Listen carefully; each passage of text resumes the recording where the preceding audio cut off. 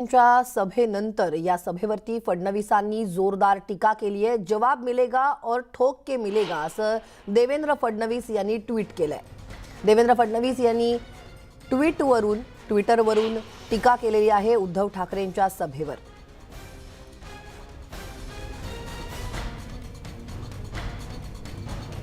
फडणवीस यांनी काय ट्विट केलंय पाहूयात।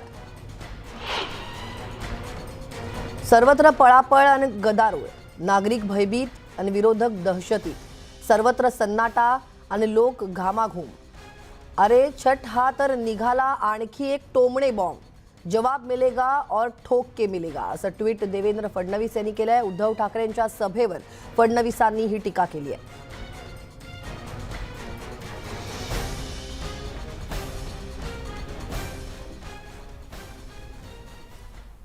मुख्यमंत्र्यांच्या सभेबाबत सचिन अहिर काय म्हणाले आहेत पाहूयात। सिद्ध झाली की वाघाच्या सावळीप्रमाणे जर येण्याचा कोण प्रयत्न करेल तर ही सभा नकं दाखवण्याचं आहे, पंजा अजून मारायची वेळ आहे। या महासागराच्या माध्यमातून हे स्पष्ट संकेत आज शिवसैनिकांना आम्हाला मिळालेले आहे की पूर्ण ताकदीने लढा।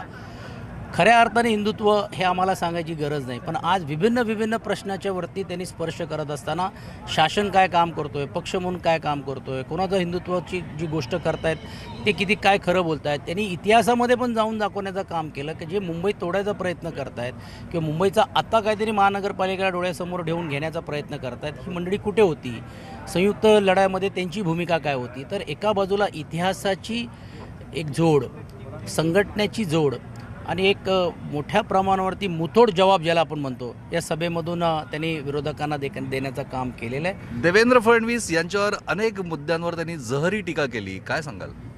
ही टीका नव्हती, कारण काही लोक असे म्हणत होते की आम्हीच होतो। त्यांनी फक्त प्रश्न विचारला की त्यावेळी तुमचं वय किती होतं, आता काय होतं, त्यावेळी तुमचं वजन किती होतं, आता किती आहे, हे फक्त सांगण्याचं काम त्यांनी विचारण्याचं काम केलेलं आहे। ही काही टीका नाही।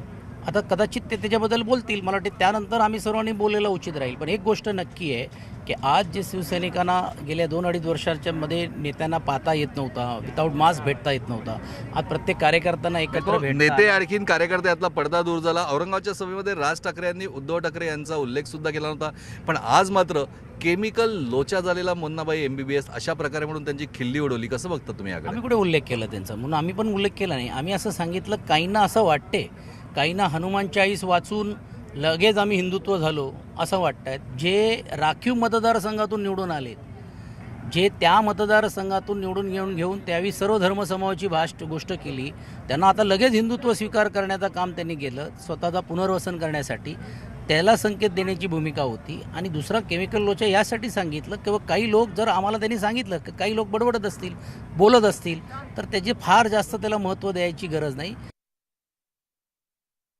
आम्हाला कुठलं हिंदुत्व अभिप्रेत आहे हे सांगितलं, बाळासाहेबांनी आम्हाला कुठलं हिंदुत्व शिकवलं हे सांगितलं, आणि शिवसेनेची हिंदुत्वाची भूमिका हृदयात राम आणि हाताला काम हे त्यांनी आज अतिशय स्पष्ट केलेलं आहे।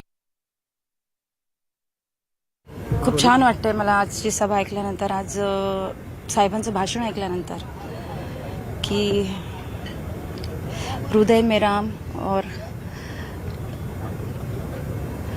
काम देणारं हिंदुत्व सगळ्यांचं, म्हणजे हे जे आहे हेच असायला पाहिजे।